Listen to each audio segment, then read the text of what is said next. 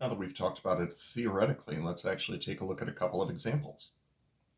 So for our first example, we're going to be dealing with a spring with a natural length of 3 inches, and we're saying that a force of 10 pounds will stretch the spring from its natural length of 3 inches to a length of 4 inches. So the question becomes, how much work is needed to stretch the spring from its natural length to 9 inches long? So first thing that I note here is that the quantity that was given to us was force. Now, as far as the spring is concerned, force is going to be equal to the spring constant times x. Now, we've been given 10 pounds and what the displacement is going to be associated with that. However, for purposes of units, we need to make sure that everything is in imperial units. Hashtag America. 3 inches will need to be converted into a number of feet. That's 1 foot per 12 inches, and then we will reduce as much as possible. That'll be 1/4 of a foot. 4 inches, also properly converted, is going to be 1/3 of a foot. We'll also need a couple of changes in x.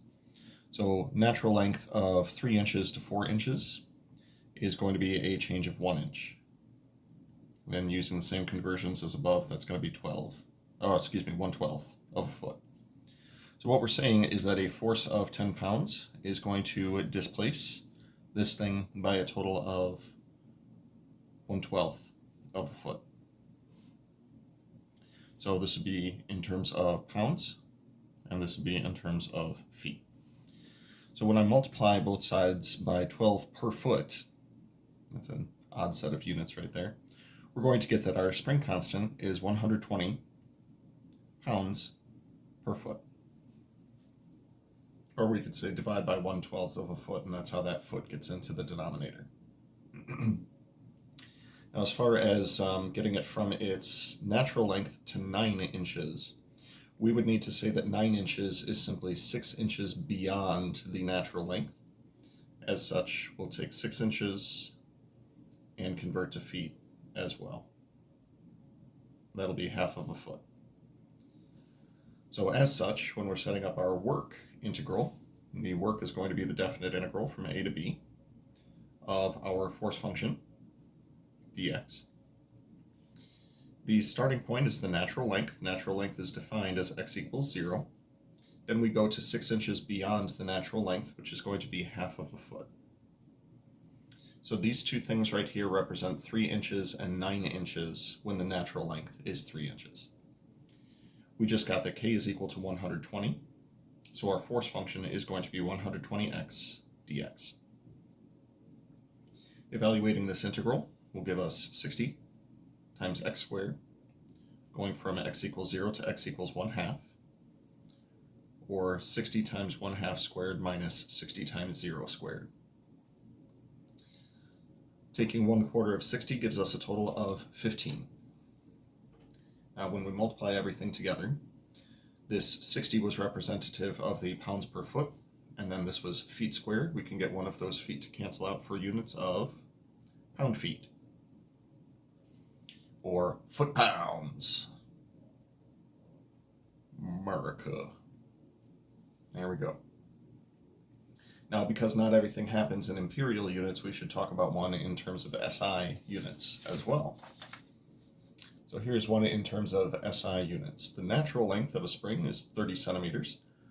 To stretch the spring from 42 centimeters to 43 centimeters in length requires 1 joule of work. So the question I'm going to pose is, how much work would have been needed to stretch it from its natural length to 42 centimeters anyway? So a couple things to do here. First off, we have a spring whose natural length is 30 centimeters. That is going to represent x equals 0. If we were to stretch this spring out and get it all the way out to a total of 42 centimeters, we are going an additional 12 centimeters beyond what would be x equals 0.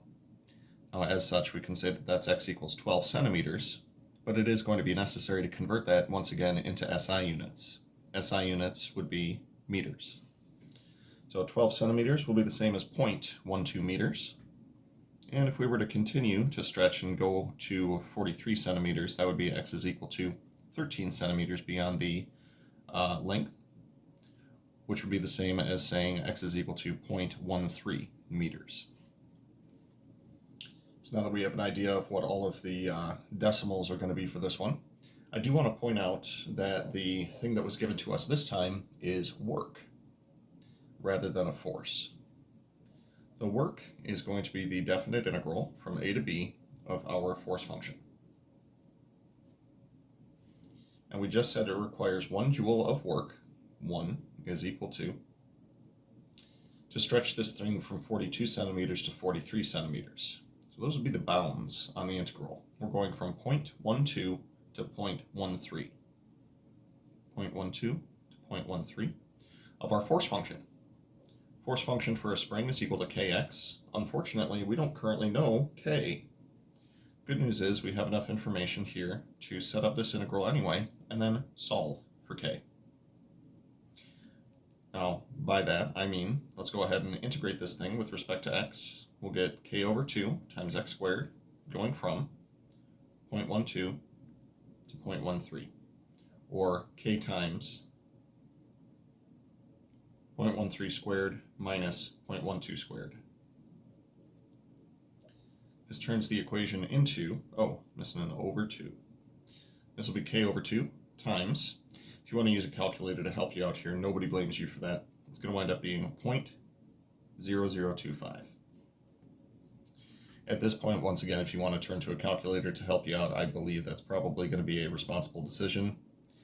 But by my calculation, that's going to be k is equal to 800.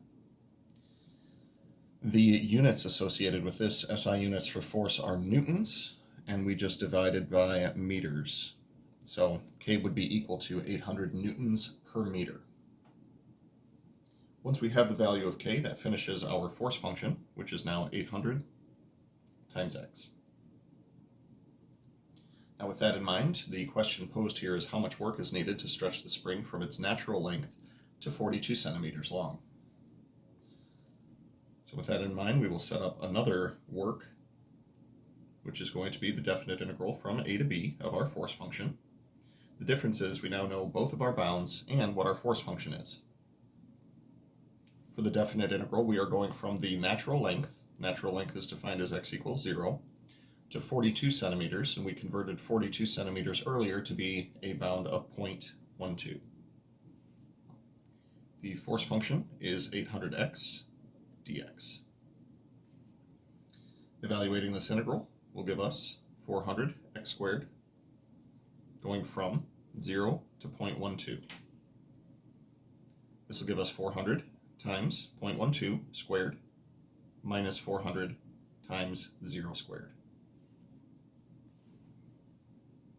Do I feel like showing off? Yeah, let's go for it. Multiply by 20, so square the result. 5.76. Nonchalantly checking in a calculator over here right next to me. 400 times 0.12 squared. I am a genius. Heck no, I'm not. I'm just really good at calculating stuff. Let's leave it at that. Now, as far as units for this are concerned, you could either go back to the units that were given in the problem, or you could chase the units around to realize that we're dealing with newtons times meters. Or if you prefer, 5.76 joules. That was a lot of work to show that we did not a lot of work. Math puns are the best.